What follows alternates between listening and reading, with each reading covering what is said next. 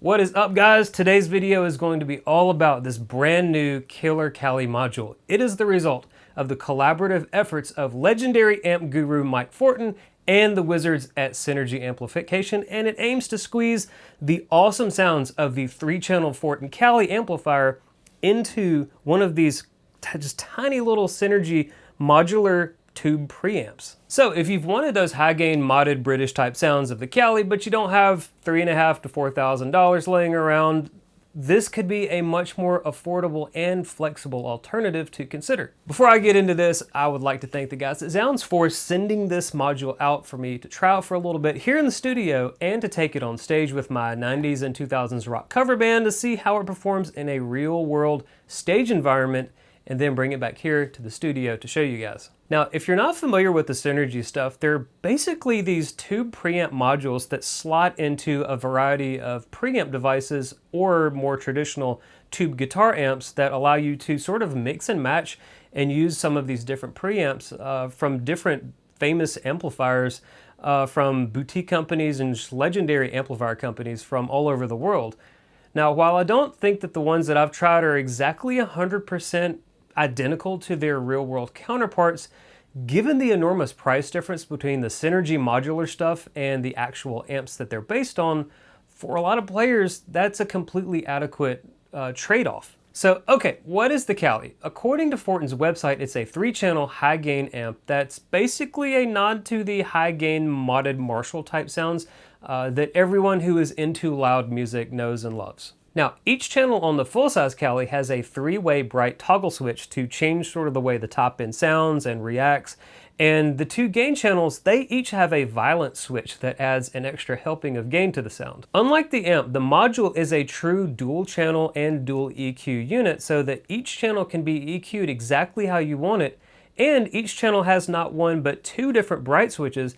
It makes for some very interesting combinations of sounds that you can get. Now, you do still get the violence toggle switch as well as the extra saturation control that some of the other modules incorporate, and you get a 3-way voice switch, which kind of shifts the EQ and structure around a bit for even more flexibility. And if that wasn't enough, the dual gain controls, they really let you fine-tune the sound, sort of like a Plexi, where you have one that adds a little bit more top-end sparkle and cut to the sound, and a second gain control that adds more low-end grunt. There really is a lot here, and this video could easily be well over 45 minutes or an hour if we just really sat here kind of going through all the different switch positions and combinations and sounds that you can get. So rather than getting in the weeds with all that, I kind of want to instead focus on how I prefer to use this module and how I set it up for stage playing, and just sort of briefly touch on a couple of the variations of those types of sounds. If you're wanting to know how this unit works for the really high gain metal stuff, go check out Taylor Danley's video and Ola's video.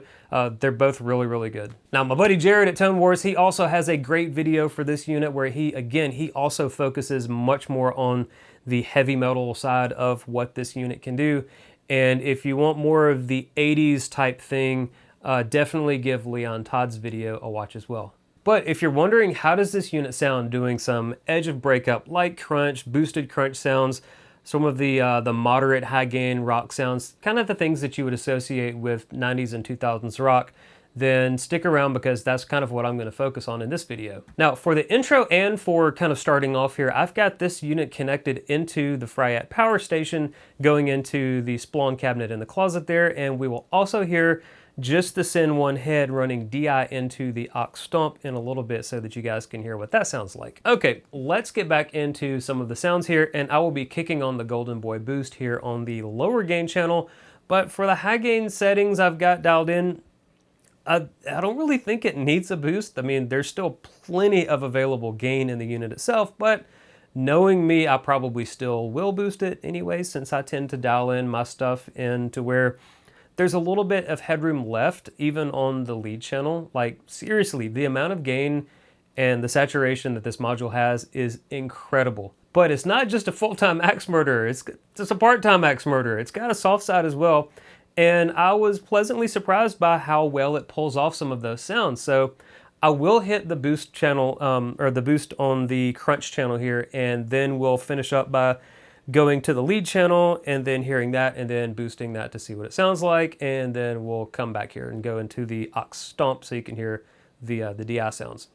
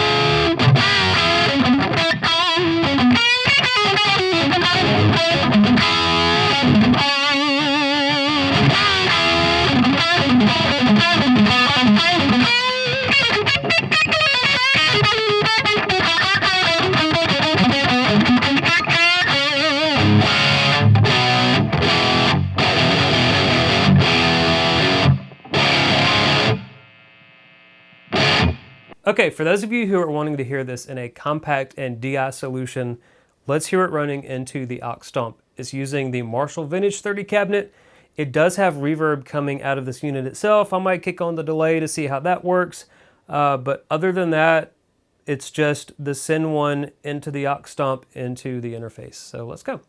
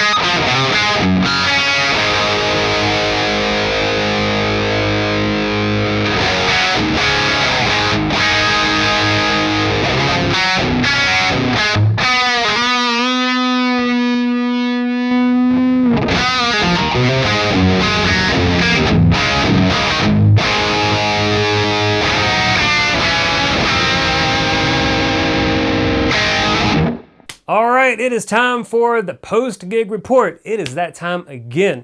Let's get going. Okay, so like I mentioned in my Les Paul Studio review, I ran the Send 1 into the effects loop return of a JCM 800 for the show and then used a THD hot plate on top of the amp to send a line out signal into the quad cortex. That added chorus, reverb, and delay, all stereo left and right out, one side to the house and then one side to the FRFR behind me, resulting in a nice big stereo wet, dry, wet setup. It was absolutely massive sounding.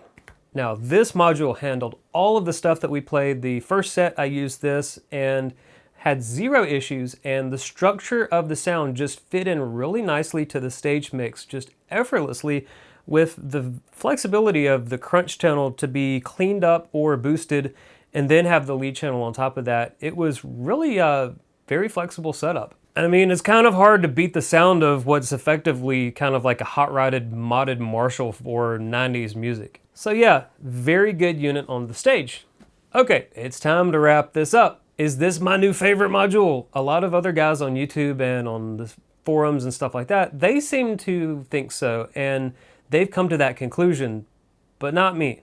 I think it's a really excellent unit, and if you want a really high gain, tight, flexible Marshall type vibe, I can see this being a go-to unit, and it picks up where the BE Deluxe module sort of runs out of steam and pushes you much harder into the really high gain stuff.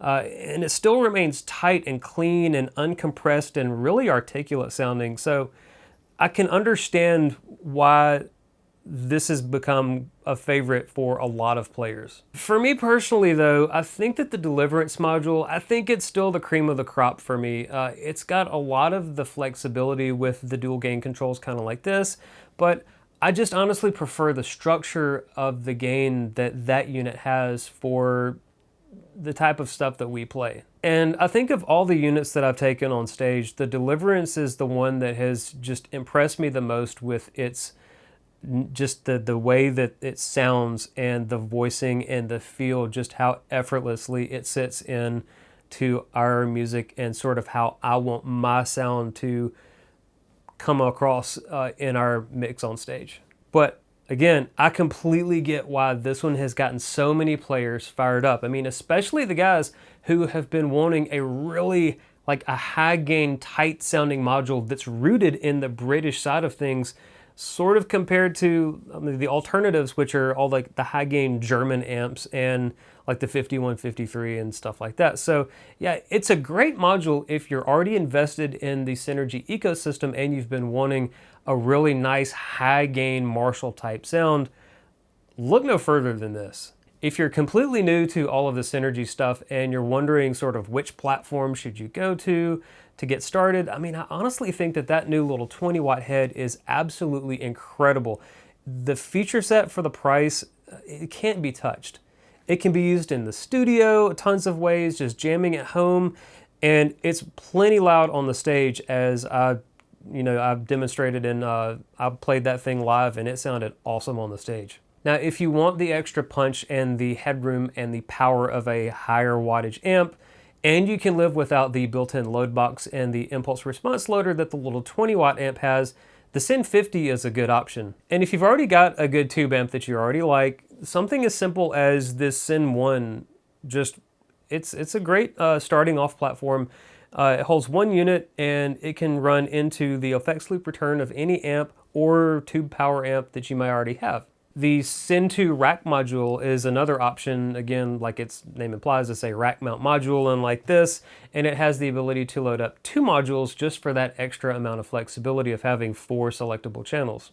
Synergy also built a companion power amp in the lineup that if you don't have a power amp already and you do want to go with something like this or the Syn 2, but you want a rack mount solution, then they've got you covered. They really do kind of seem to have something for every type player.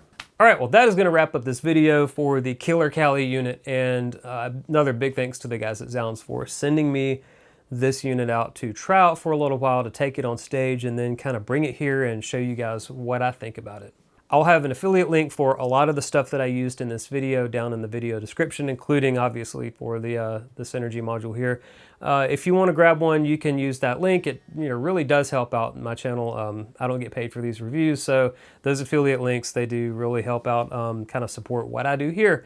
But yeah, I really had a fun time with this. Just a really awesome unit and surprisingly flexible given what kind of the sort of content that a lot of the other Fortin material on YouTube is focused on, which is like much higher gain stuff. This does that, but it also is extremely accomplished at doing the lower gain crunch stuff. So again, Mike, you did a really great job on this unit, and I'm very impressed and had a great time with it. All right, I appreciate you guys hanging out with me, and I will see you in the next video. Take care. Bye.